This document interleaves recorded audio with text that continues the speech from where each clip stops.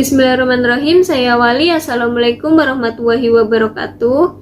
Sebelumnya perkenalkan, nama saya Glaudensia Sarah Hurunin. Saya mahasiswi dari Universitas Esa Unggul, Fakultas Fisioterapi dengan nomor NIM 2020 0606045. Baik, di tugas ke-6 mata kuliah Elektrofisika dan Sumber Fisis ini, saya akan memaparkan materi mengenai basic electrical. Kalau kita berbicara mengenai basic electrical, ya sama saja kita berbicara tentang kelistrikan. Jadi bahasa lainnya atau bahasa awamnya itu kita seorang fisioterapi memberikan energi listrik kepada pasien yang akan diterapi. Kalau bahasa ilmiahnya ya sama aja, menstimulasi jaringan dengan menggunakan energi listrik yang sudah dimodifikasi. Dan basic electrical ini merupakan low frekuensi ya, bukan high frekuensi. Baik, sebelum masuk ke dalam electricity ini, kita harus memahami dulu tentang basic electricalnya itu seperti apa gitu. Langsung saja kita masuk ke materi yang pertama, ada definisi electrical. Definisi electrical itu sendiri ya merupakan penggunaan elektro dan sumber fisis yang memasukkan energi listrik ke dalam tubuh. Yang bahasanya ya tadi yang sudah saya katakan di awal, kita sebagai seorang fisioterapi memberikan energi listrik kepada pasien, atau pasien itu akan disetrum-setrum oleh seorang fisioterapisnya.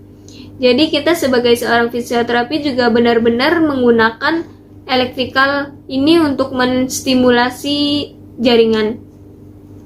Baik, berbicara mengenai energi listrik ya kita harus berbicara juga mengenai jaringan yang dipersyarafi.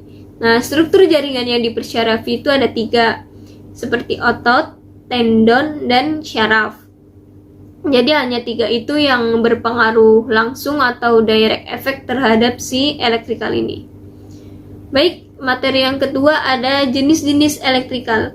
Jenis-jenis electrical yang pertama itu ada direct current atau DC, alternating current atau AC, pulsed current atau PC, efek jaringan terhadap electrical, dan yang terakhir ada elektroda electrical.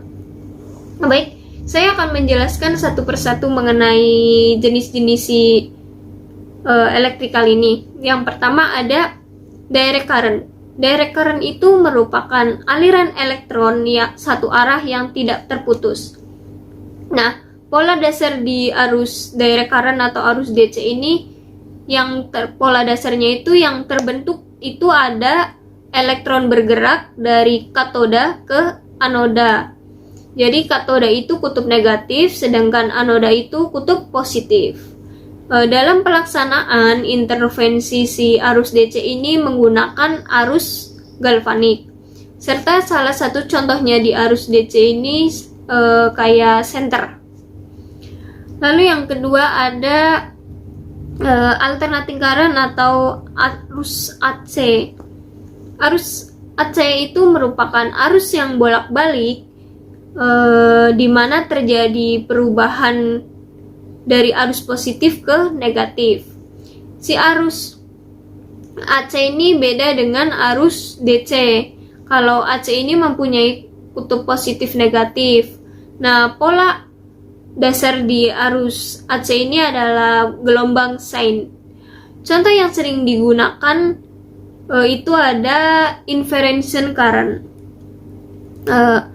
Arus bolak-baliknya itu di arus si alternating current itu ya dihitung satuan hertz.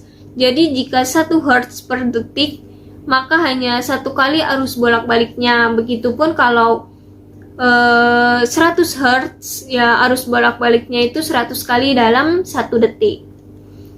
Yang ketiga itu ada pulsed current. Pulsed current merupakan arus searah yang bisa bersifat monopasik dan bipasik yang sifatnya putus-putus. Berbicara tentang monopasik dan bipasik, kalau monopasik itu ya arus yang cuma punya satu pas dan searah. Sedangkan monofasik itu mempunyai arus masing-masing pada elektrodanya, di mana elektroda yang punya arus negatif dan satu lagi arus positif. Yang masuk ke dalam golongan monofasik itu ada high voltage pulsed stimulation, atau bisa kita sebut dengan HVPC. Sedangkan bifasic current itu adalah arus yang mempunyai dua phase, bisa dalam bentuk simetris atau asimetris. Kalau asimetris itu bisa dalam bentuknya sama atau setengah. Nah, bifasik simetris ini contohnya ada nemes, dan bifasik asimetris itu contohnya seperti tens. Lalu yang keempat, jaringan terhadap elektrikal. Nah, jaringan terhadap elektrikal itu ada yang sifatnya konduktor dan ada yang sifatnya isolator. Yang sifatnya konduktor itu ada otot, syaraf, dan darah. Sedangkan yang isolator itu ada tulang, fascia, dan lemak. Jadi ini ada penggunaan elektrikal. Dan ingat ya, yang namanya elektrikal itu pasti ada kutub negatif dan positif. Nggak bisa kalau positif atau nggak bisa kalau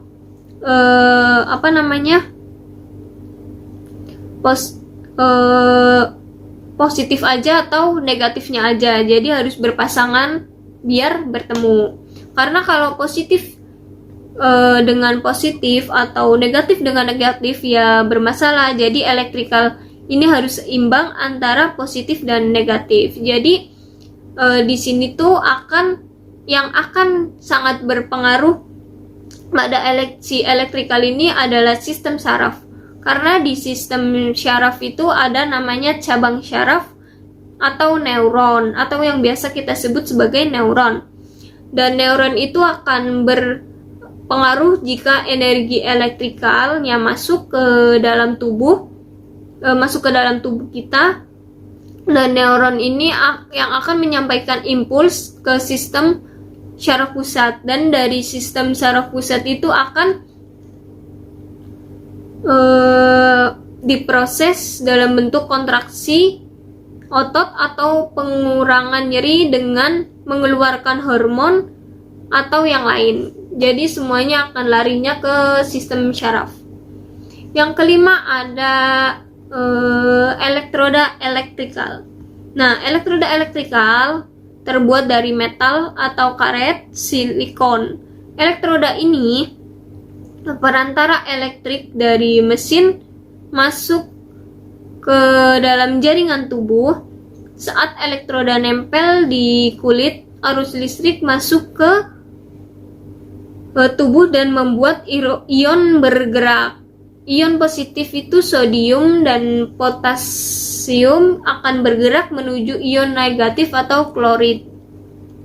Lalu jenis elektrodanya itu ada yang terbuat dari rubber, gel pada disposable, dan pen point. Kalau pen point itu pada wajah dan otot. Spesifik elektrodanya punya dua bagian, yaitu katoda dan anoda, negatif dan positif. Nah, ini gambarnya metal spong, rubber, dan disposable. Untuk metal spong itu di bawah metal spong itu busa dan ada metalnya seperti besi atau seng gitu. Kalau untuk disposable itu seperti silika gel yang lengket, jadi bisa sekali pakai, dan disposable ini efektifnya satu pasien harus mempunyai sendiri satu disposable gitu. Kalau untuk rubber masih bisa dicuci dan dilap. Begitupun juga dengan spong itu masih bisa kita ganti. Kalau untuk si rubber itu kalau untuk disposable itu dianjurkan jangan satu disposable untuk banyak pasien, karena kalau satu disposable untuk banyak pasien itu akan terjadi penularan penyakit pada pasien. Baik, kita masuk materi yang terakhir, itu ada jenis alat pada arus AC, DC, dan PC. Jenis alat pada arus DC itu ada galvanik. Galvanik itu indikasinya keluhan nyeri, kondisi pasca trauma, keluhan nyeri pada otot, pasca operasi tendon transverse, serta pembengkakan lokal yang belum 10 hari. Untuk prosedur pemakaian alat galvanik, itu yang pertama mesin galvanik disiapkan dengan dibasahi air hingga lembab, lalu posisikan pasien dengan baik dan rileks, lalu tes sensasi tajam dan tumpul pada kulit pasien yang akan diterapi, serta pasang elektroda positifnya itu pada origo dan elektroda negatifnya itu ditempatkan di insersionya. Untuk efeknya itu vasodilatasi nyeri, menormalisasi keseimbangan neurovegetatif, dan peningkatan sirkulasi. Yang kedua, ada alat dari arus AC, itu ada interferential current.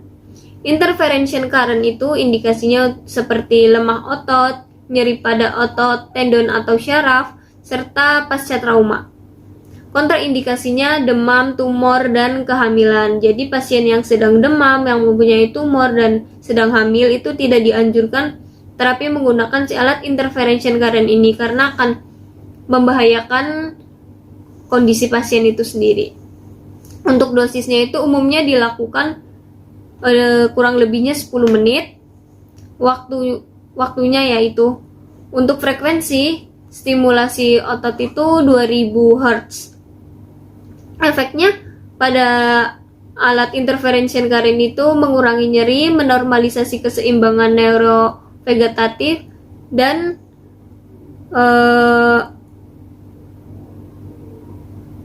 relaksasi serta peningkatan sirkulasi. Yang ketiga itu alat dari arus PC, ada HVPC, NEMES, dan TENS.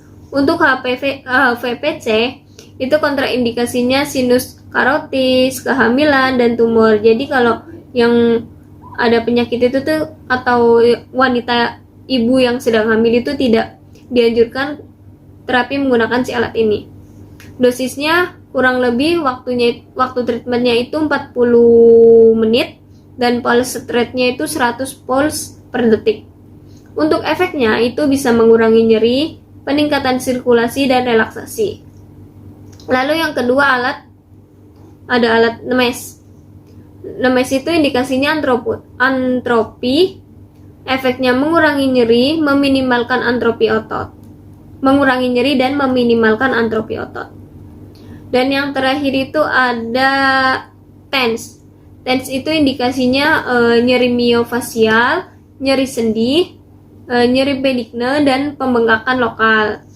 Untuk prosedur pemakaian si alat TENS ini ada yang pertama mesin elektroda disiapkan dan dibasahi air. Posisikan pasien rileks dengan tidak bergerak saat diterapi. Lalu bagian yang akan diterapi itu alangkah baiknya dicuci terlebih dahulu. Terus ada tes sensasi pada lokasi yang akan diterapi. Yang terakhir itu pasang elektrodanya. Gitu. Baik, sekian pemaparan mengenai basic electrical. Semoga apa yang saya sampaikan bisa bermanfaat untuk kalian. Jika ada kesalahan dalam pengucapan atau penulisan kata, kurang lebihnya mohon maaf. Saya akhiri, wabillahi taufiq walhidayah. Wassalamualaikum warahmatullahi wabarakatuh.